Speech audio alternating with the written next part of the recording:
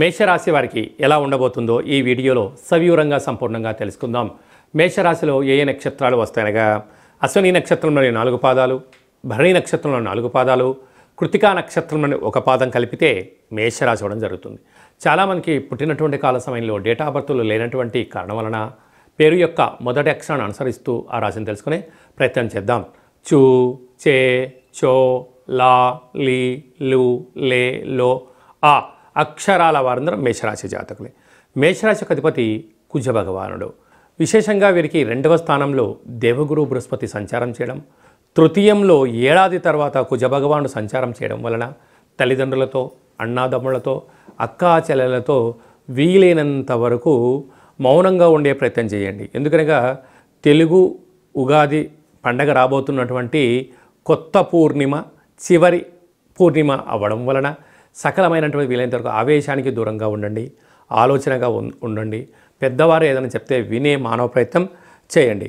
అదే కాకుండా ఏకాదశ స్థానంలో 30 సంవత్సరాల తర్వాత రవి భగవానుడు శని భగవానునితో కలిపి సంచారం చేయడం జరుగుతుంటుంది. ఈ వీడియో మీరు వింటున్నారు అన్నట్లయితే మీరు నవగ్రహ దేవతలకు అక్షర తులాభార కార్యక్రమంలో పాల్గొన్న సమయం ఆసనమైందని చెప్పి గుర్తుపెట్టుకోగలగాలి.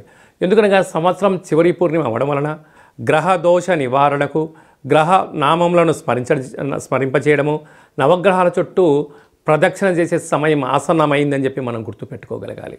అందుకే భగవంతుడు స్మరణ, ధ్యానము, ప్రదక్షిణ, ఆసనము, ముద్ర, ధ్యానంతో ఆయన ఆశీస్సులు కలిగి సకల గ్రహ దోషాలు తొలగిపోతాయి. కనుక ఈ వీడియో మీరు చూస్తున్నారు అంటే గ్రహ దేవతలే మీ దగ్గరికి ఈ వీడియోని చేరవేశారు. కనుక వారిని స్మరిద్దాం, ధ్యానిద్దాం, వారి యొక్క మంత్రాలను తులాభారంలో, అక్షర తులాభారంలో పాల్గొందాం, గ్రహ యోగానికి స్వాగతం పలుకుదాం. భగవంతుడు ఎప్పుడు కూడా ఎదురు చూస్తుంటారు. నన్ను ఎవరు స్మరిస్తారా వాళ్ళని కాపాడదాం, నన్ను ఎవరు ధ్యానిస్తారా నన్ను కాపాడదాం అనుకుంటూ ఉంటారు.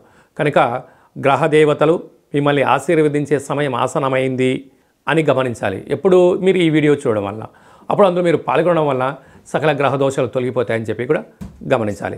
అలాగనే సాఫ్ట్వేర్ ఉద్యోగస్తులు, హార్డ్వేర్ ఉద్యోగస్తులు, అలాగనే గృహ భవన నిర్మాణ కార్యక్రమం చేసేటువంటి వారు, వ్యవసాయ సోదరీమణులకు వారందరికీ కూడా ఇది చాలా మంచి కాలం ఉందని చెప్పి కూడా గమనించాలి. అలాగనే ఏడాది తర్వాత వ్యయంలో త్రిగ్రహ కూటమి సంచార స్థితి ఉంది. కనుక ఆవేశానికి దూరంగా ఉండండి. ఎందుకనగా బుద్ధికారకుడు బుధుడు, కలత్రకారకుడు శుక్రుడు, వాస్తు నరదృష్టికారకుడు రాహు వ్యయంలో ఉన్నప్పుడు అంతగా అనుకూలించదు అని చెప్పి మీరు గమనించాలి.